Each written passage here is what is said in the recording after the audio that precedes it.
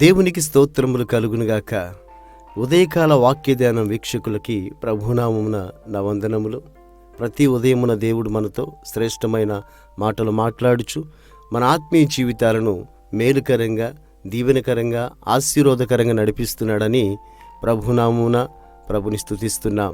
అలాగే దేవుని బిడ్డలారా, మీ అందరి జీవితాల్లో కూడా ఈ వాక్యము దీవెనకరంగా, మేలుకరంగా, ఆశీర్వాదకరంగా ఉంటే అనేక మంది వినులాగున వారికి వాక్యమును మీరు తెలియచేయండి, షేర్ చేయండి. దేవునికి స్తోత్రములు కలుగునుగాక.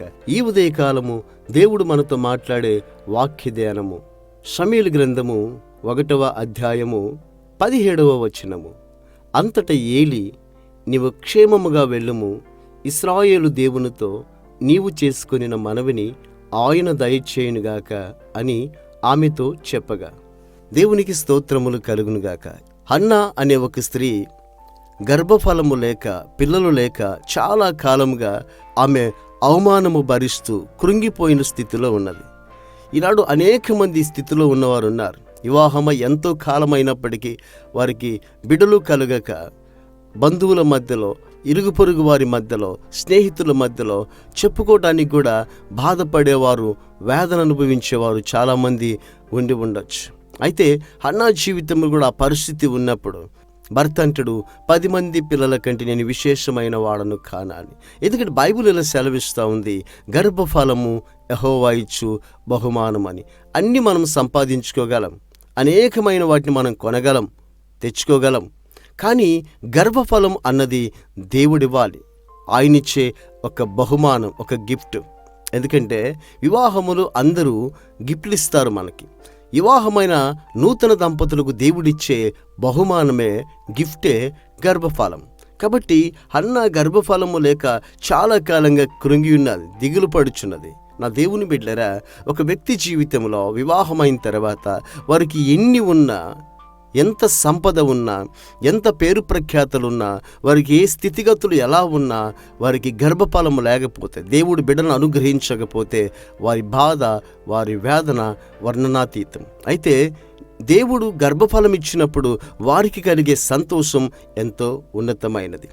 దేవుని బిడ్డలారా, అలాగే హన్నా తనకు పిల్లలు లేని దానిని బట్టి చాలా దిగులు పడిపోయింది, చాలా కృంగిపోయింది. ఎందుకంటే ఇక్కడ ఒక విషయాన్ని మనం గమనించాలి. పిల్లలు లేరు అనే బాధ ఒకటైతే, ఇతరులు విమర్శించడము రెండవ బాధ. ఎందుకంటే వారికి దేనిలో ప్రాముఖ్యత ఇవ్వరు.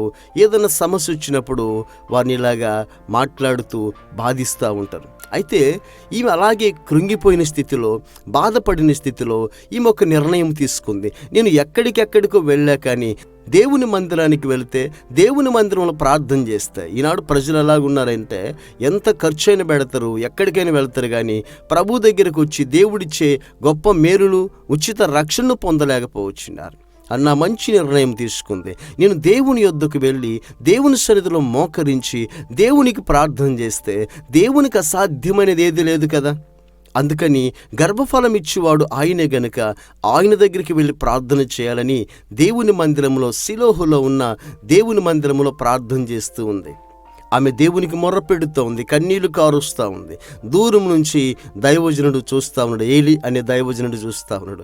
ఆయనకైతే అర్థం కాలేదు, ఈమెంటి అక్కడ కూర్చొని ఏమి చేస్తుందో అర్థం కావట్లేదని ఆయన వచ్చి ఆమెతో మాట్లాడి, నీవు మత్తురాలవై ఉన్నావా, ఎందుకు అలా కూర్చున్నావు అన్నప్పుడు ఆమెలో చెప్తుంది, అయ్యా నేను పనికి మాలిన దానను కాను, నేను మత్తురాలను కాను. నాకున్న వేదన, నాకున్న బాధ, నాకున్న సమస్య పరలోకమందున ప్రభుతో చెప్తున్నాను.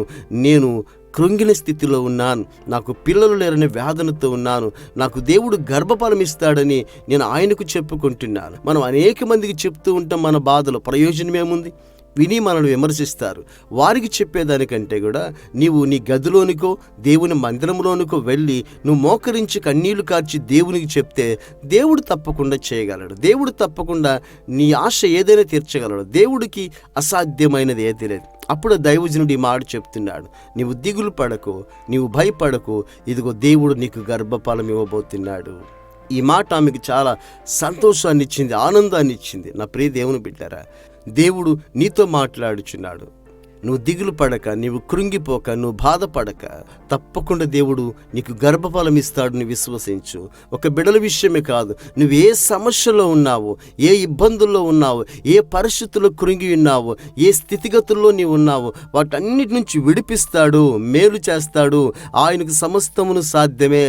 తప్పకుండా దేవునికి ఇలా ప్రార్థన చేయి. ప్రభువా, నేను నీ మీదే ఆధారపడుచున్నాను, నీవే సమస్తమును చేయగలిగిన వాడవు, నీవే నాకు మేలు చేయవాడవు, నీకు సమస్తమును సాధ్యమే అని చెప్పి నువ్వు ప్రార్థన చేస్తే ఏదైనా సరే ఆయన అనుగ్రహిస్తాడని వాక్యం సెలవిస్తూ ఉంది.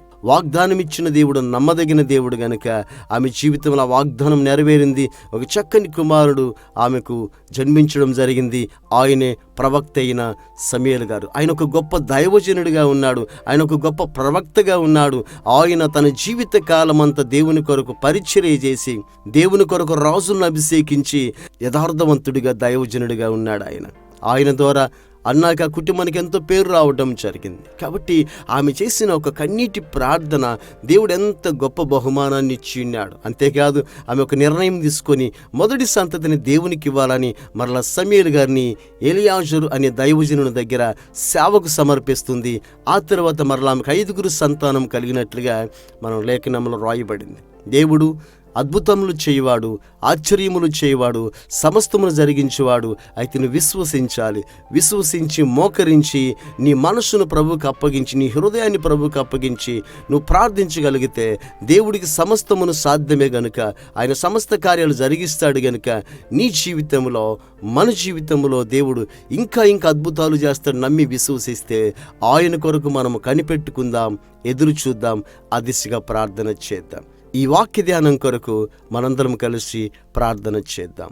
సర్వోన్నతుడ, కృపగలనైన స్తోత్రములు తండ్రి, మీరిచ్చిన శ్రేష్టమైన వాక్యమును బట్టి స్తోత్రాలు చెల్లిస్తున్నాం. ఈ వాక్యము మా జీవితాల్లో నెరవేర్చి, ఈ వాక్యము ఎవరైతే బిడ్డలు లేని వారు ఉన్నారో, కృంగిపోయిన స్థితిలో ఉన్నారో, బాధ అనుభవిస్తున్నారో, అవమాన నిందలు అనుభవిస్తున్నారో, ఆ బిడ్డల జీవితాల్లో మీరు నెరవేర్చి మేలు చేయండి ప్రభా.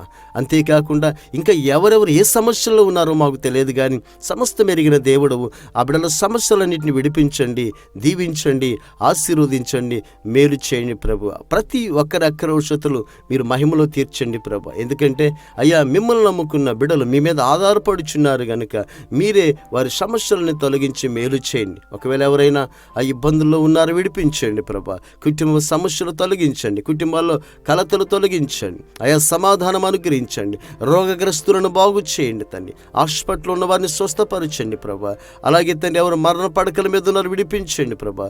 అప్పులతో, ఆర్థిక ఇబ్బందులతో ఉన్న వారిని విడిపించండి, కోర్టు సమస్యలు తొలగించండి, ప్రతి బిడ్డకి నెమ్మది సమాధానం దయచేయండి. ఎవరు ఎగ్జామ్స్ రాస్తున్నారో అయ్యా వారి మంచిగా పాస్వర్డ్ కృప చూపండి. వివాహములందు తోడైండండి, ఉద్యోగములందు తోడైండండి, వారు చేస్తున్న చేతి పనులందు తోడైండండి. అవి వ్యవసాయకులను దీవించి ఆశీర్వదించి వారి పొలము పంటను సమృద్ధిగా పండించండి. ప్రతి ఒక్క బిడ్డకు మీ కృపాక్షేమ మేలుడు దయచేసి దైవజనులను, సేవకురాలను, సంఘములను దీవించి ఆశీర్వదించి మీ ఉన్నతమైన కృపను నిలిపి సహాయము చేయమని యేసయ్య నామములో అడిగి వేడుకొనుచున్నాము తండ్రి, ఆమేన్. ఉదయకాల వాక్య ధ్యానం దీవెనలిచ్చే ప్రేమ కావ్యం, జీవ మార్గము.